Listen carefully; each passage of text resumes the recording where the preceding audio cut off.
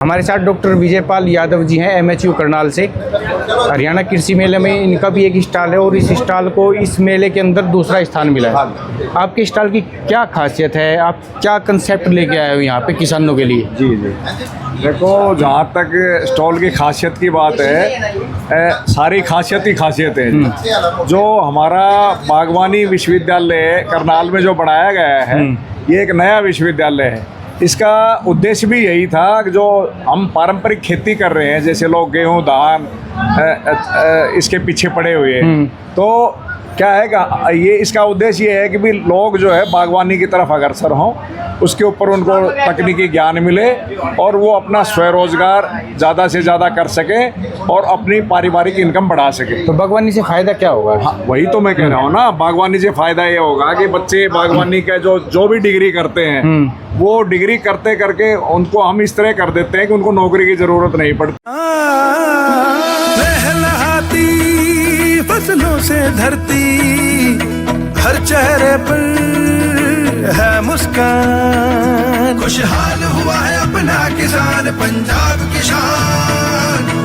पंजाब सरकार किसानों की बेहतरी के लिए प्रतिबद्ध है। खाद, बीज और बिजली की आपूर्ति से लेकर फसलों का उचित मूल्य सुनिश्चित करने तक हर जरूरी कदम उठाए जा रहे हैं ताकि किसानों को अधिक लाभ मिले।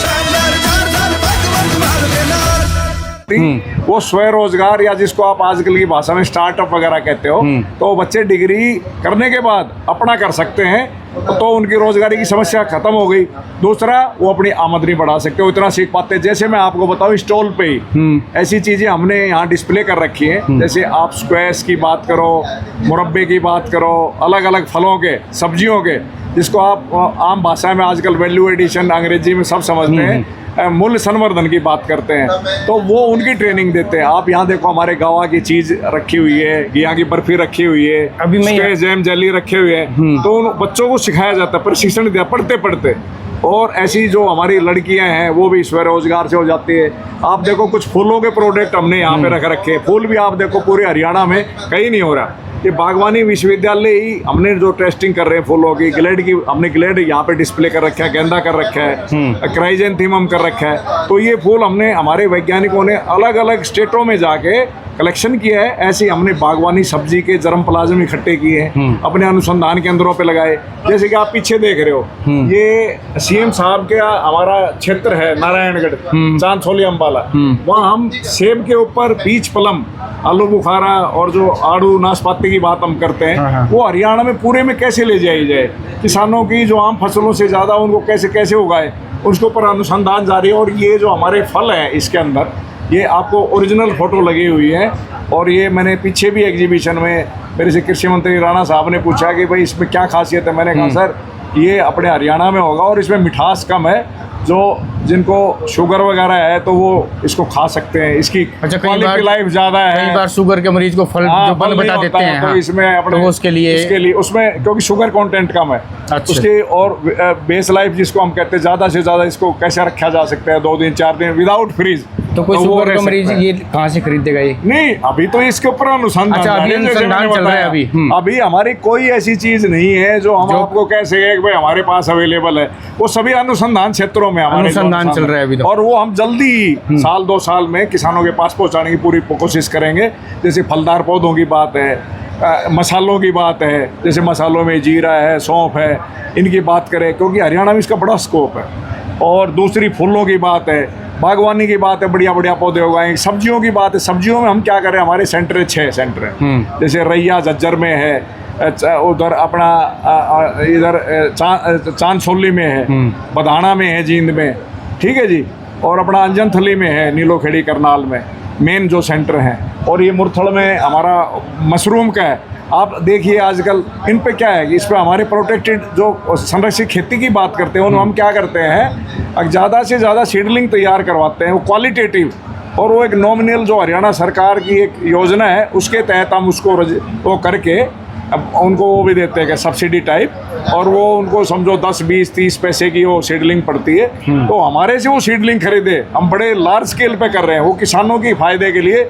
ना तो उसमें रोग लगेगा, ना इंसेक्टिसाइड हाँ, यही पेस्टिसाइड बात मैं आपसे पूछने वाला था। हाँ किसान जी। सीडलिंग करवा सकते हैं आपसे? हाँ जी, करवा नहीं सकते, हम कहते हैं हमारे से भी करवा सकते हैं और हम करके उनको दे रहे दे हैं। भी सकते हैं। हाँ जी, हाँ जी। तो वो किसानों के फायदे के लिए, क्योंकि विश्वविद्यालय का एक ये भी उद्देश्य होता है कि हम किसानों की आय कैसे बढ़ाएं, उनको स्वरोजगार कैसे करें, उनको रोग रहित पौधे ज़्यादा से ज़्यादा कैसे दिए जाएं।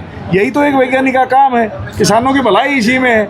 आजकल वो समय चला गया किसानों को सब्सिडी दो और फ्री में पौधे बांटो या बीज दो, उससे काम चलने वाला नहीं है। अभी जो जैसे यूनिवर्सिटी में किस पौधों के और कितने पौधों के ऊपर अनुसंधान चला हुआ है? ये हमारे जो फ्रूट प्लांट हैं उनमें आप ये समझो मोटे मोटे मतलब 8-10 किस्म के पौधे अलग अलग। अच्छा। जैसे मैंने सेब की बात करी और अमरूद की बात करी, बेर की बात करी, कमलम जिसको कहते हैं, ड्रैगन फ्रूट को आजकल हम कमलम कहते हैं। कमलम, हाँ, वो कमल जैसा ही होता है। कमल जैसा होता है, हाँ। आप देख रहे हो। उसकी खेती, उसकी रिसर्च चल रही है, ठीक है जी।